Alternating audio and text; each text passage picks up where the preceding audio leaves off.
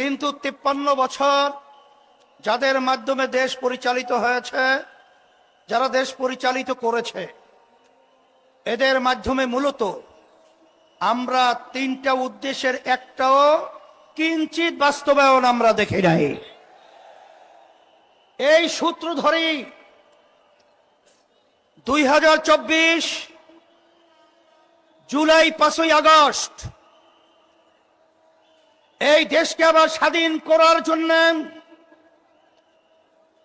হাজার হাজার আমার মায়ের কোল সন্তান হারা হয়েছিল। অনেকে চক্ষু হারিয়েছে, অনেকে পঙ্গু হয়েছে। আমাদের মূল লক্ষ্য উদ্দেশ্য হল আমাদের এই দেশ স্বাধীন করতে গিয়ে আমাদের যারা জীবন দিয়েছিল, রক্ত দিয়েছিল, পঙ্গু হয়েছিল, যারা দেশ পরিচালনা করেছে, আমাদেরকে ধোঁকা পেয়ে বোকা দিয়ে বারবার আমার এই দেশকে চোরের দিক থেকে, দুর্নীতির দিক থেকে ফাঁস বানিয়েছে। আমাদের সন্তানগুলো মায়ের কোল হারা করেছে। লক্ষ লক্ষ মানুষকে মিথ্যা কেসের মাধ্যমে তাদের সংসারকে বিরান করেছে, ধ্বংস করেছে। আমাদের মেহনতি কষ্ট অর্জিত আমার ভাইয়েরা যে সম্পদ অর্জন করেছিল দেশের জন্য, ওরা ক্ষমতার চেয়ারে বসে আমাদের দেশের টাকাগুলা বিদেশে পাচার করে বেগম পাড়া তৈরি করেছে। এখন কথা পরিষ্কার, যারা নাকি ক্ষমতা প্রেমিক রয়েছেন, বারবার আমাদেরকে মানুষের কাছে বিতর্কিত করার জন্য আপনারা বলেছেন আমরা নাকি জাতীয় নির্বাচনকে প্রশ্নবিদ্ধ করছি, পিছিয়ে নেওয়ার ষড়যন্ত্র করছি। কিন্তু মাঠের দিকে চেয়ে দেখেন, আমরা জাতীয় নির্বাচনের জন্য প্রস্তুত রয়েছি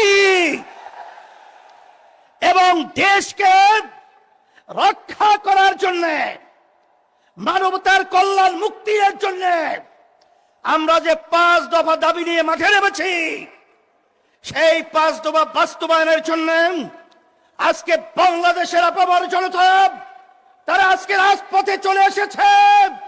এর মাধ্যমে তোমাদেরকে 12 নম্বর 20 নম্বর সিগন্যাল দিচ্ছি।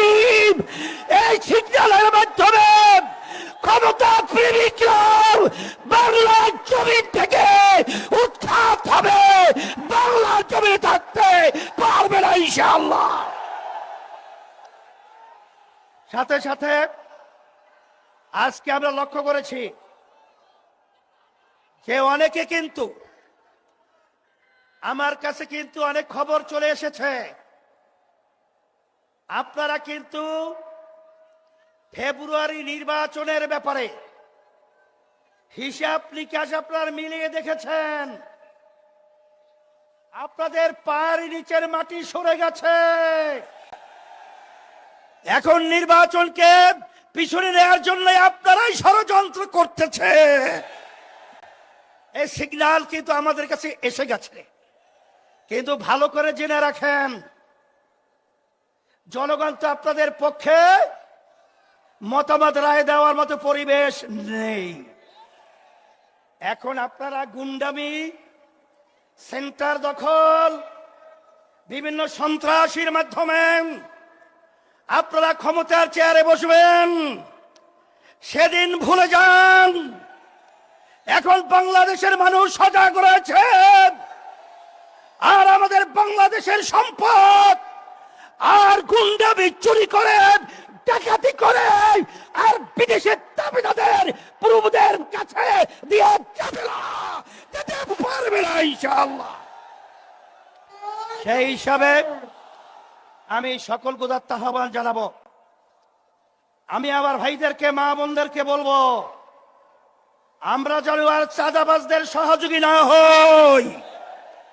যারা মায়ের কোল সন্তান হারা করেন তাদের যেন আমরা সহযোগী না হই। যারা আমাদের দেশে বসে আমাদের দেশের টাকা বিদেশে পাচার করে, তাদের জন্য আমরা সহযোগী না হই। এই আহ্বান, এই অনুরোধ, এই লক্ষ্য সামনে রেখে আপনাদের আজকে এই সুন্দর পরিবেশ এবং মহা সমাবেশে যে আপনারা বিভাগীয় আজকে সমাবেশকে পরিণত করেছেন, সকলকে ধন্যবাদ জানাচ্ছি আয়োজকদেরকে। এবং আমরা দোয়া চাই